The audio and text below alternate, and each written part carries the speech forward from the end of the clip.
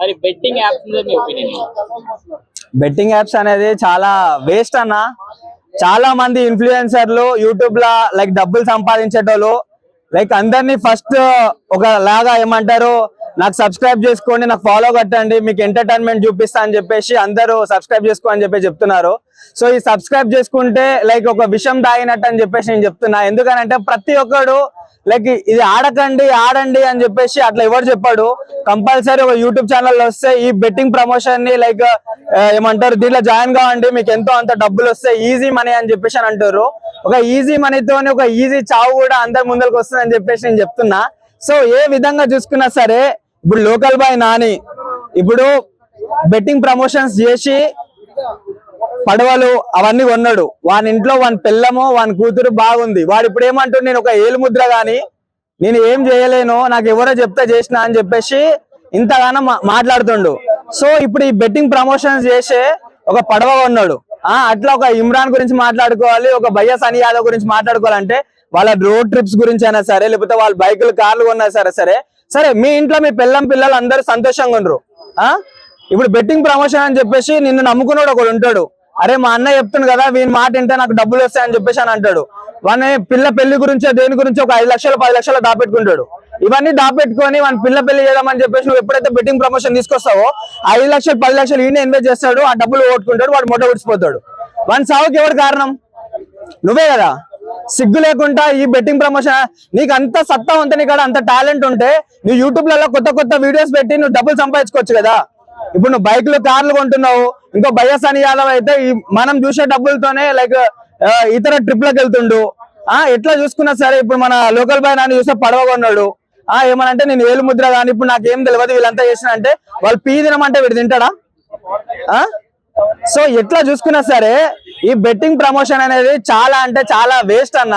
ఎందుకనంటే ఒక్కసారి అలవాటు అయితే ఎవడైనా సరే అరే 10 రూపాయలు పోయినాయి రేపు 20 రూపాయలు వస్తాను ఆశిస్తాడు. కానీ ఈ 10 రూపాయలతో స్టార్ట్ అయితే 10 లక్షలతో ఎండ్ అవుతుంది. సో ఎలా చూసుకున్నా సరే మనమైతే బెట్టింగ్ ప్రమోషన్ అనేది లైక్ ఇప్పుడు ఎవరైతే లైక్ సజ్జనార్ సార్ అయినా ఎవరైనా సరే కొత్తగా తీసుకొని వచ్చి వీళ్ళందరికీ శిక్ష ఇస్తే, మా అంటే ఉరి శిక్ష తీసినా ఏం పర్వాలేదు.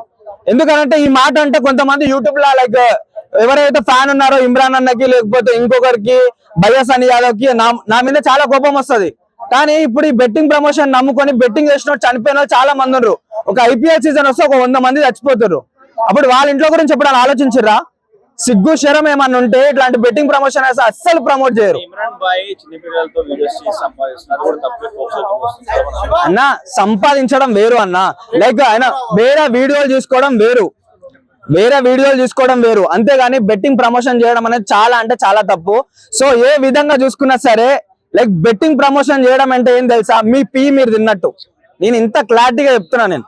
ఎందుకనంటే ఒక అమ్మ కడుపు బాధ తెలియదు, ఒక ఇంట్లో వాళ్ళ కడుపు బాధ తెలియదు. మీకు అర్థమవుతుందా? మీరు బెట్టింగ్ ప్రమోషన్ అని చెప్పేసి పక్కా జరిగిపోతారు.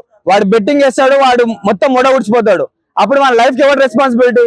వాడు ఎంతో కష్టపడి వాళ్ళ అమ్మాయి చదివిపించి ఒక స్టేజ్కి వచ్చిన తర్వాత బెట్టింగ్ ప్రమోషన్ ఒక అలవాటు, ఒక డ్రగ్ లాగా ఒక అలవాటు చేసి మీరు పక్కా జరిగిపోతారు.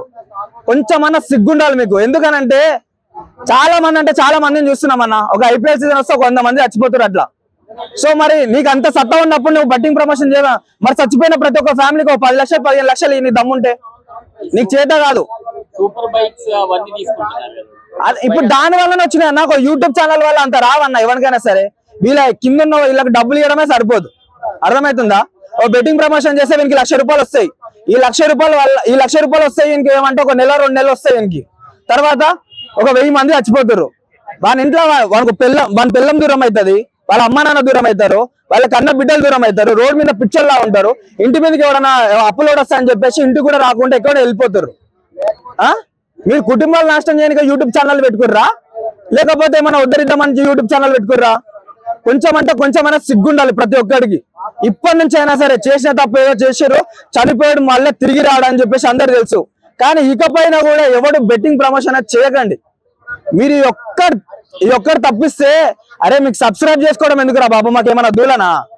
మీరు సబ్స్క్రైబ్ చేసుకొని నువ్వు బెట్టింగ్ ప్రమోషన్ అంటే నేను చేయమంటే చేస్తావా అంటే, నువ్వు సబ్స్క్రైబ్ చేయమంటే చేసుకున్నాం, నువ్వు బెట్టింగ్ ప్రమోషన్ నువ్వు బెట్టింగ్ ఆడమంటే ఆడలేమా మేము? సో ప్రతి ఒక్కరికి ఎంత అంటే అంత రెస్పెక్ట్ ఉండే, ఒక ఇమ్రాన్ అంటే రెస్పెక్ట్ ఉండే, ఓ భయ్యా సనీ యాదవ్ అంటే రెస్పెక్ట్ ఉండే, ఒక లోకల్ బాయ్ నాని అంటే రెస్పెక్ట్ ఉండే. కానీ ఇప్పుడు దొరికిపోయారు, అందరు నంగనాచి మాటలన్నీ మాట్లాడతారు. సో ప్లీజ్ అన్న, మీకు చేతులు ఎత్తి దండం పెడతా, చచ్చిపోయిన వాళ్ళు ఎట్లా రారు, ఇంకా ఇకపైన కూడా ప్రమోషన్ చేయకండి అన్న. వేరే ఉంటాయన్న, ఒక ప్రమోషన్ చేస్తే